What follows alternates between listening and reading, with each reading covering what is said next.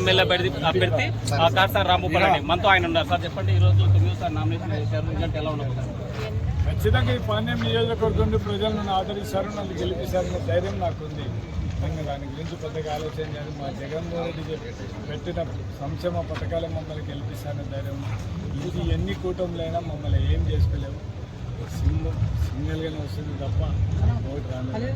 మా జగన్మోహన్ రెడ్డి ధైర్యం, మా పార్టీ ధైర్యం, ఈ రాష్ట్ర ప్రజలు ఖచ్చితంగా మమ్మల్ని ఆదరిస్తారనే పూర్తి దృఢమైన విశ్వాసం. అందుకే ఖచ్చితంగా అంటే సంక్షేమ పథకాలు మాత్రం ఇచ్చారు, అభివృద్ధి లేదని ప్రధాన కూటమి అభ్యర్థులు వాళ్ళకు కళ్ళు ఉండి చూడగలిగితే మాట్లాడాలి.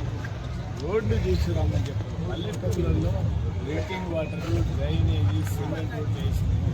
కర్నూలు టౌన్లోనే దగ్గర 120 కోట్లు ఖర్చు పెట్టాం పాండ్యం నియోజకవర్గంలో. వాళ్ళు ఎక్కువనే ఖర్చు పెట్టాం. అభివృద్ధి జరగలేదంటే ఎలా చెప్తారు? అభివృద్ధి జరగకపోతే రోడ్ల మీద ఏమి పనులు లేకుండా ఏం పాండ్యం నియోజకవర్గం ఆరంభ ఆల్మోస్ట్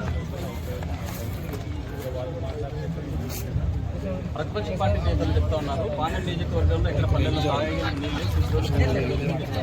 వాళ్ళు వచ్చి చూసి తెలిసిపోతారు. ప్రజలు మనకు ప్రజలు చెప్పాలి, వాళ్ళు చెప్పేది గురించేది ఏం అవసరం లేదు. వాళ్ళు చెప్పకే చంద్రబాబు నాయుడు, లోకేష్ బాబు రోడ్లు పట్టుకొని తిరుగుతూనే వానదేవుడు ప్రకృతి సహకరించక కొన్ని సంవత్సరం వర్షాలు పడి వాళ్ళకేమో తిరుగుతుంటే మాకు ఇబ్బంది లేదు. వర్షాలు లేకనే కొన్ని బోర్లన్నీ కూడా వర్షాలు లేక ఎండిపోవాలంటే డ్రై అయిపోవడం జరుగుతుంది.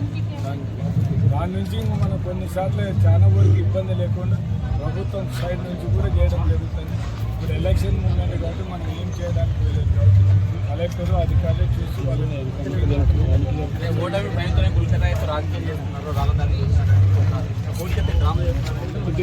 చంద్రబాబు నాయుడు కూడా ఒకసారి కొట్టించుకొని చూడమని తెలిసిపోతాడు కదా. సింపతి ఏమన్నా వస్తుంది అనుకుంటే డైరెక్ట్గా ఒకసారి ముఖాన్ని కొట్టించుకొని చూడమని ఆయనకి ఏమైనా సింపతి వస్తుందేమో. 2004లో చూసినాం, చేయి కట్టు పెట్టుకొని మొత్తం సింపతి రాష్ట్ర ప్రజలు